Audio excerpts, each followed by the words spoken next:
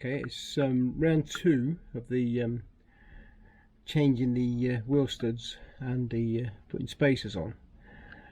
Slight change of plans. I think I might get a different set of spacers. I might get the 5mm. These are 15mm. They're going to be a bit too much, I think. Probably overestimated there. So I'm going to order a set of 5mm, which should fit onto the studs that I've got. So yeah, let's crack on. Okay, so another day, another dollar. Having another go at these things.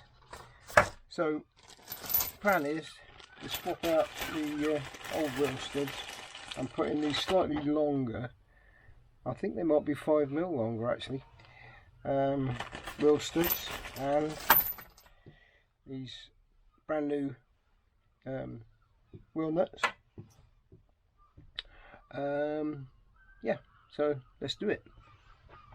So whilst we're doing the brakes, or whilst we're doing the wheel studs, it's a good opportunity to give the brakes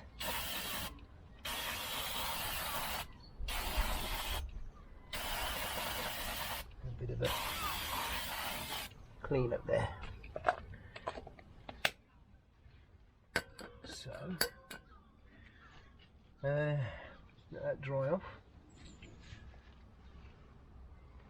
No leakages, that's good from the brake cylinder. Now I renewed these brakes not too long ago and they haven't done a lot of mileage, so I know they're okay. So the next thing is start getting these studs out. Now the easiest way is just to give them a good old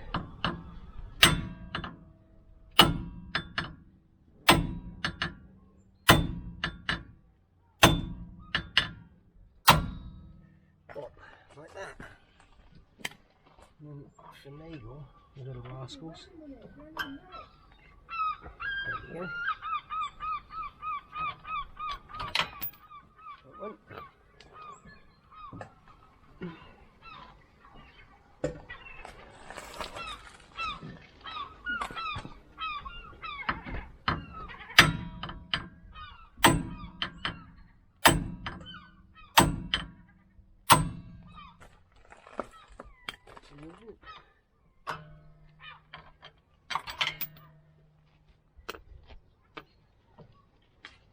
Etc.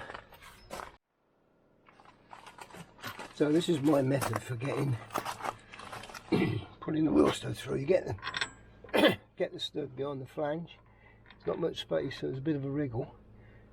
You get the stud into position.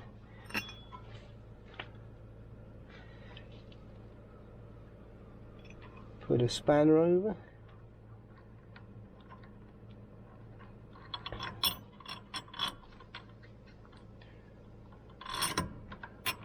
Sometimes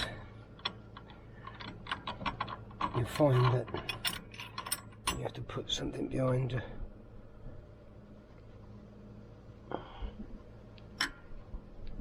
just hold the stud. Anything to put a bit of force on the stud to start with, without going too mad. And get your wheel brace.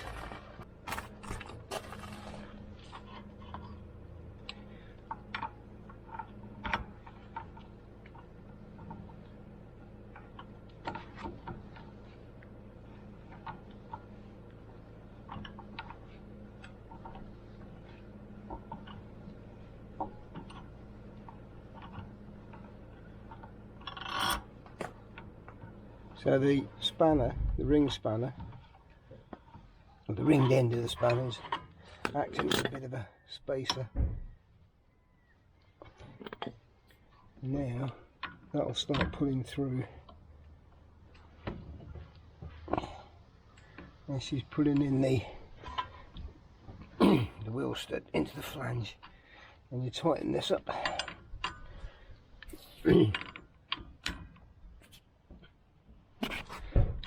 Right, and till it's properly engaged. Then I'll put the wheel on, then the van will need to be checked again after it's been driven for a bit, or the wheel studs will have to be checked again after it's been driven a bit.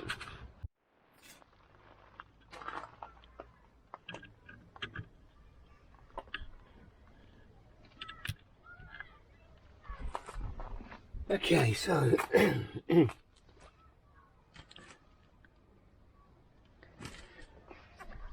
now that's all the new wheel studs in now. You can tell when they're pretty much seated properly because the splines will just come through about 1 millimetre or 2 and they're nicely seated. But it's always important to check them after, say, about 50 miles of road running. Check the wheel nuts and that, just to make sure. I should add that the correct way of doing this job is to actually take this split pin out, take this gigantic nut off here, and release this flange.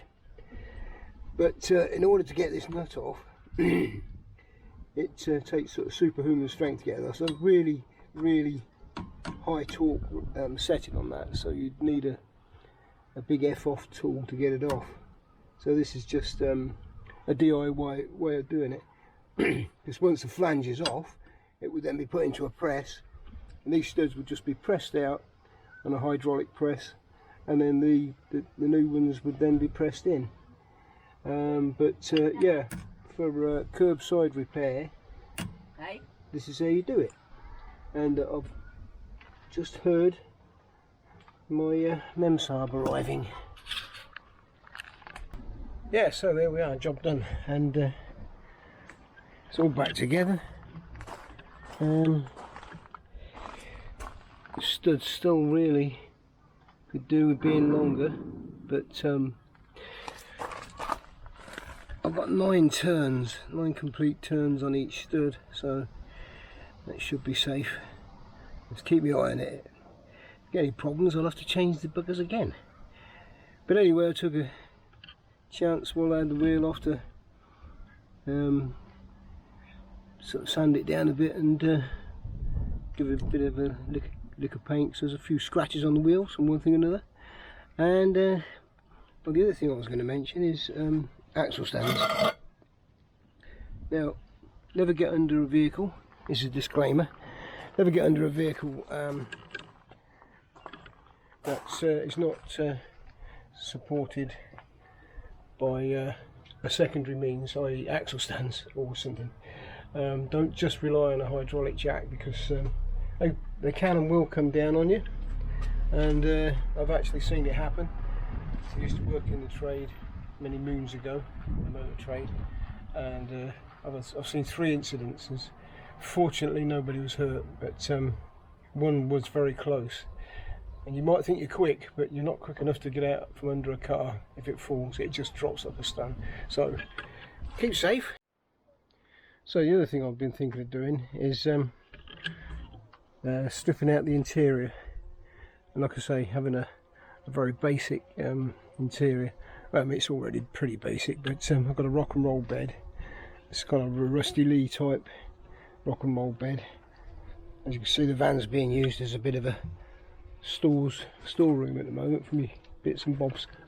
But yeah, so thinking of taking this out, because this carpeting is starting to get a bit old, and fibres and bits and pieces coming off it, and I think it's not good for your lungs. But taking it back to basics, and maybe even getting rid of the old hippie dream catcher there. Yeah, I've also on here I've got a swivel seat, so that turns around. That's quite nice. But my idea was a basic bed, so they could just sort of pull something out. I've done them before like that. Trouble with well, not the trouble, but the thing I find with these beds, they're probably right in a diesel or something, but they're quite heavy. And once you get all your kit in here, you do notice it. So anyway, what do you think? You think I should strip it out and start again, or what? Answers on a postcard or in the comments below, please. Okay, keep enjoying my videos. or not, as the case may be. Please subscribe, like and all that rubbish, and I'll catch you later.